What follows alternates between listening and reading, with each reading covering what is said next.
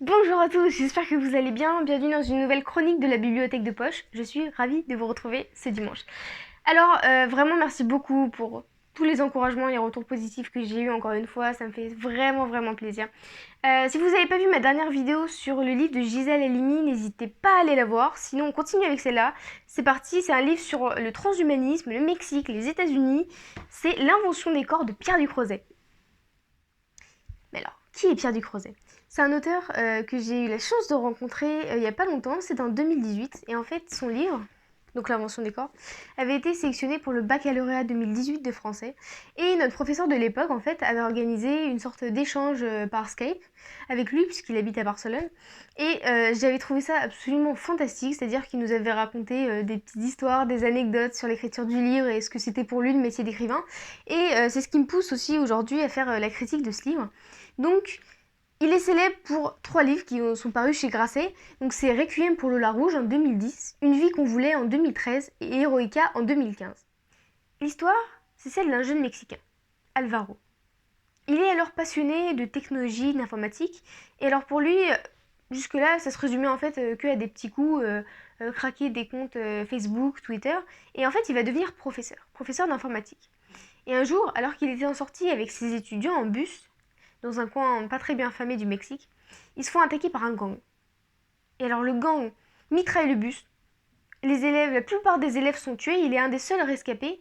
Et après des jours de cavale où il va faire le mort, il peut pas en fait retourner dans sa vie d'avant. C'est impossible, il peut pas retourner avec ses parents, il peut pas retourner tout seul, il est obligé de tout changer.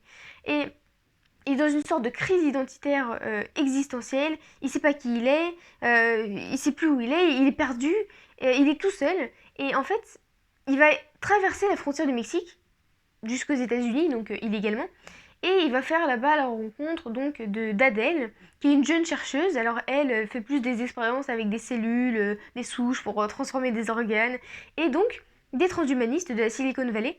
Donc eux, leur but, c'est de transformer les organes humains, et c'est justement pour ça que Alvaro va être leur cobaye, de transformer des organes humains et en fait pour les faire durer plus longtemps.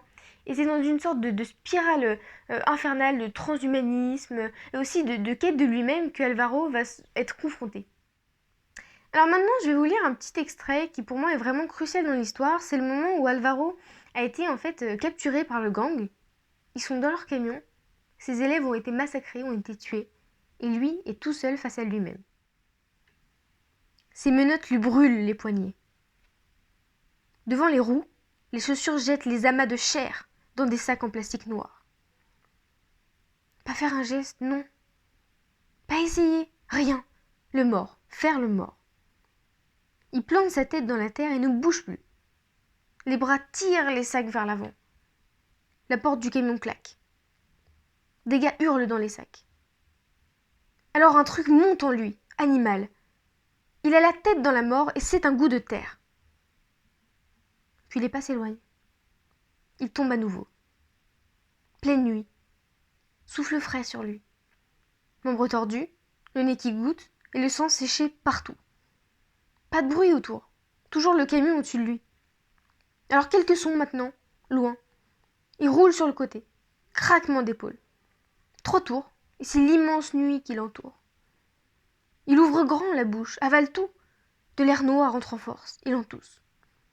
Il est seul. Bon alors, que dire si ce n'est que ce livre est absolument magnifique. C'est un de mes gros coups de cœur. Je l'avais lu en 2018 et je dois avouer que j'avais pas saisi en fait tous les enjeux.